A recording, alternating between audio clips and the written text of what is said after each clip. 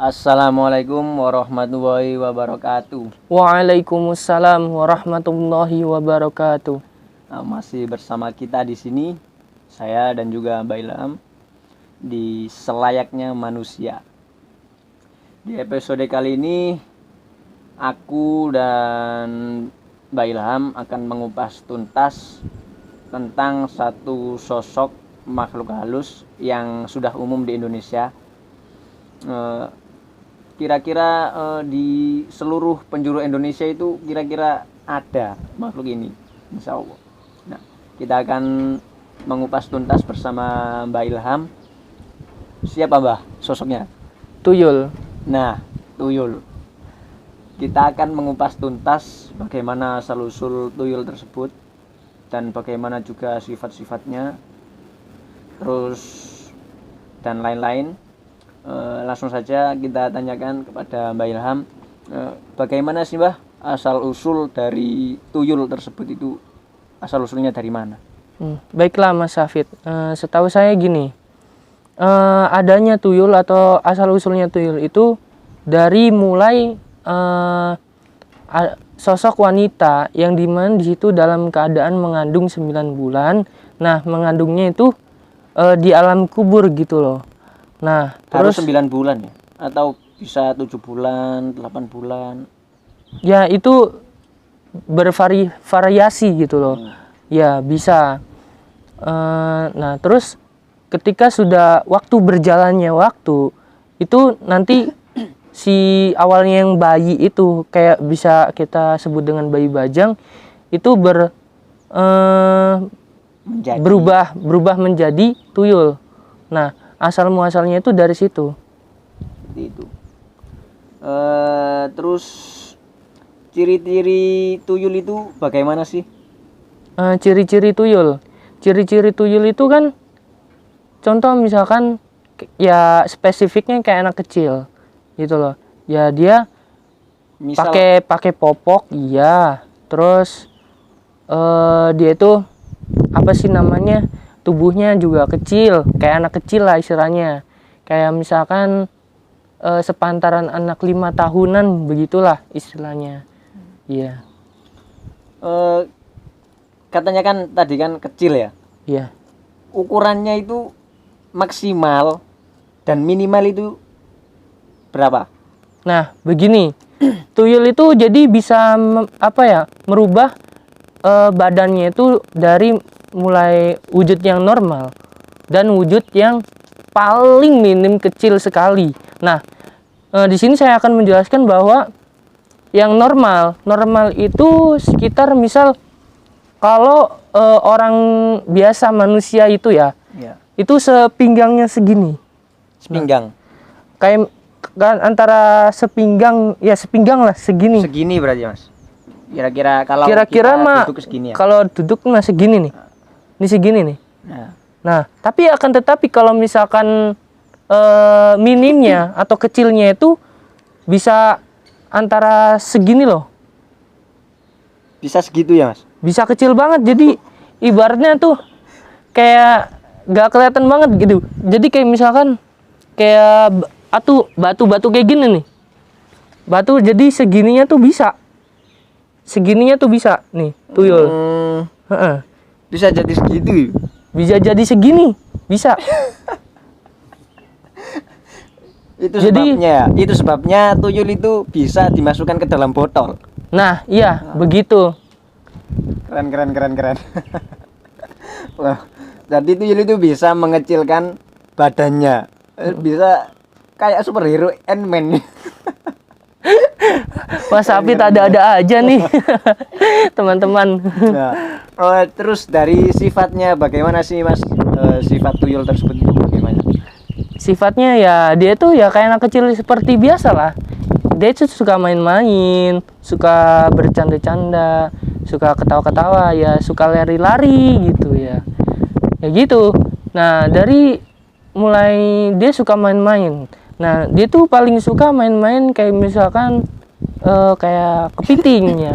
Kepiting kecil. Kalau dalam bahasa Jawa itu kan dinamakan yuyu.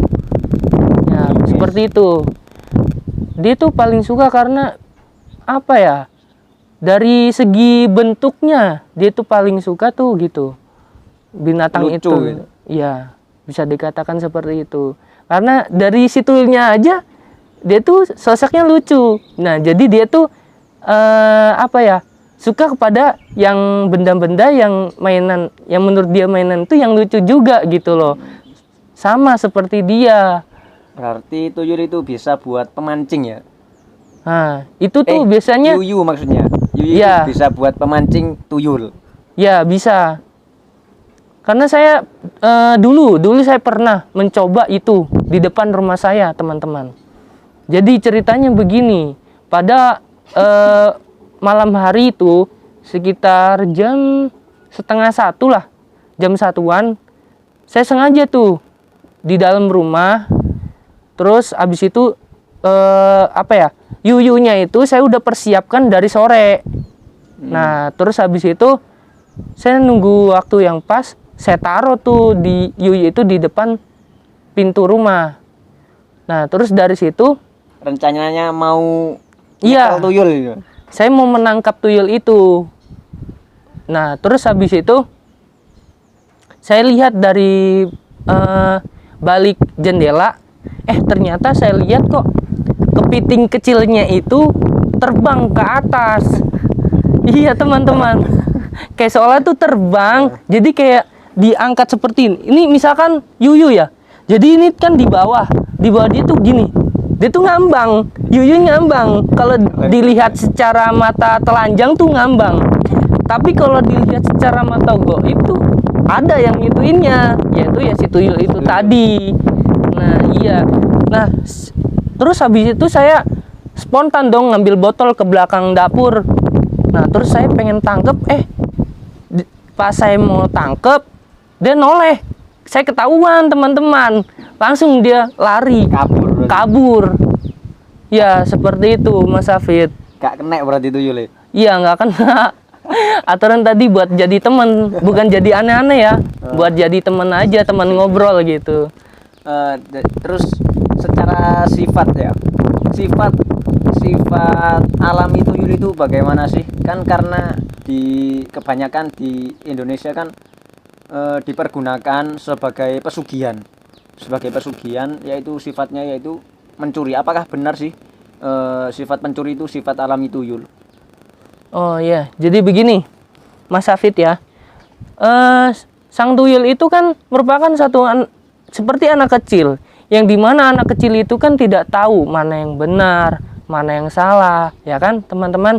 Nah, jadi tergantung kembali lagi kepada siapakah itu dia majikannya, ya, majikannya. Nah, jika sang majikannya itu baik, maka insya Allah sang tuyulnya itu juga akan baik. Akan tetapi sebaliknya, jika sang majikannya itu ada niatan buruk, maka buruk juga itu sang tuyulnya. Contoh misalkan, kalau dari segi keburukannya ya, keburukannya misal tuyul itu lumrah yang sering kita ketahui adalah suka mencuri uang, yang biasa digunakan untuk pesugihan. Iya, benar. Nah, begitu.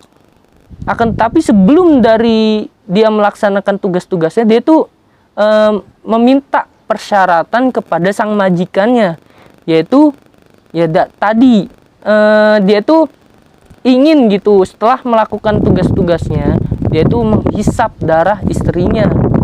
Begitu, teman-teman. Jadi seolah-olah sang suami itu mengorbankan istrinya demi kekayaan. Begitu. Akan tetapi sebaliknya, jika sang majikannya baik, maka si tuyul itu baik. Contoh misalkan di kampung kita rawan dengan kayak perampokan atau maling, ya kan. Nah, itu bisa tuh kita jadikan suatu kesempatan untuk kita menolong orang gitu loh.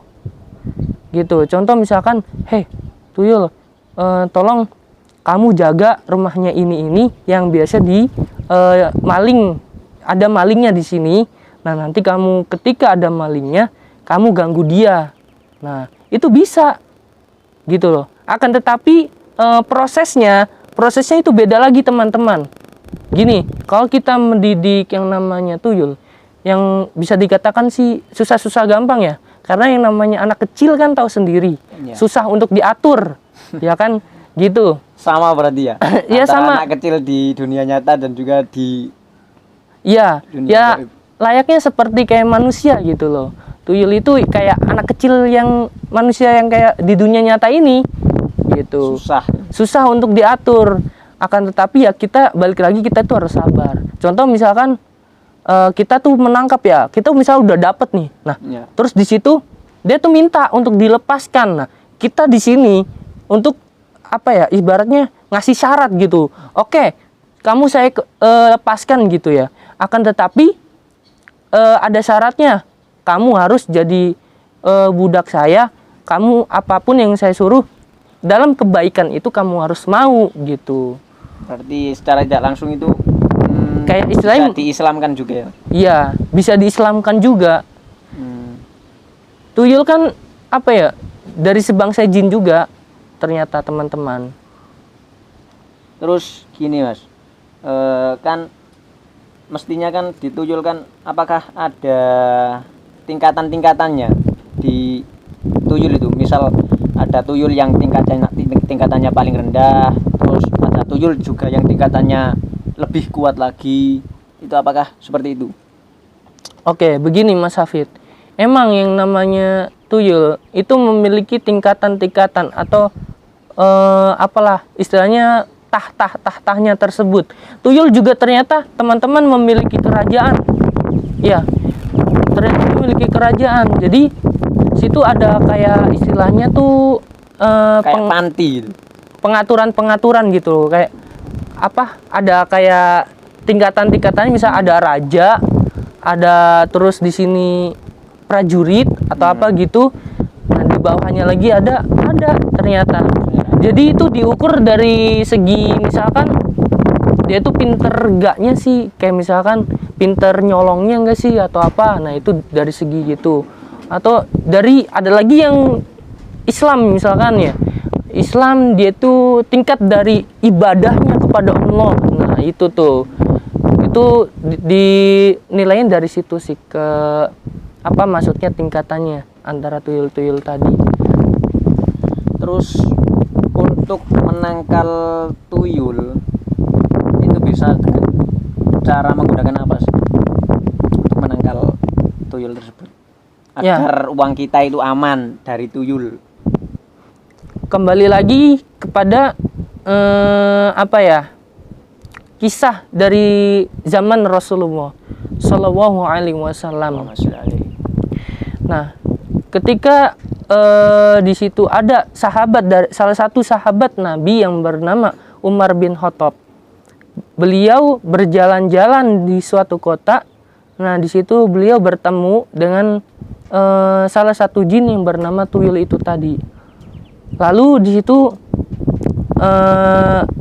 apa ya, dia bertanya, wahai jin, apa sih yang ditakuti oleh sebangsa-sebangsamu? Nah, terus sang tuyul tadi berkata, bangsaku itu paling takut dengan ayat kursi. Nah, ya gitu. Jadi saran saya, ketika kita meletakkan uang dimanapun itu, hendaknya kita itu membaca basmalah, terus 3 kul, dan juga tidak lupa ayat kursi. Nah, insya Allah kalau kita melaksanakan itu, uang kita itu akan dijaga oleh Allah Subhanahu wa Ta'ala. Begitu Mas Hafid. Katanya kan tuyul itu takut dengan kaca. Apakah benar? Ya, benar sekali. Karena pada hakikatnya gini, tuyul itu kan paling gimana ya? Dia paling nggak mau. Nyawang raine dhewe. Nah, ya seperti itu. Begitu teman-teman. Mergane lapo? Karena mungkin mukanya jelek atau dia nggak percaya diri teman-teman. Ya begitulah mungkin ya. Mungkin di tuyul itu mungkin nanti bisa diadakan sekolah untuk percaya diri. agar tidak takut lagi sama kaca. Ya seperti itu kawan-kawan, penjabaran atau ulasan tentang tuyul dari Mbak Ilham, dengan pengalaman-pengalamannya apa yang pernah dia lihat. Nah, seperti tadi, kalau teman-teman mau menanyakan sesuatu bisa komentar aja di bawah komentar sini. di Ya. bawah sini, hal-hal yang apa ya, sekiranya menjanggal di hati teman-teman semua bisa Tanyakan aja di komentar. pesan saya, jangan menggunakan tuyul guys. Kalau wis dah kerja lho, kerja ojo gunakno tuyul. Kerja Apa ya? secara murni. Nah, palang kerja, gak usah aneh-aneh. Soalnya ngono kuwi apa ya? Ono perjanjian ya, Mbak. Ya, karena itu sangat membahayakan bagi diri kita Nah. dan keturunan-keturunan Nah. kita gitu. Apa gak sakno karo keturunan-keturunane dhewek meneh. Palang kerja sing halal, kerja sing apik ngono ya. Sekian dari kita. Assalamualaikum warahmatullahi wabarakatuh. Waalaikumsalam warahmatullahi wabarakatuh.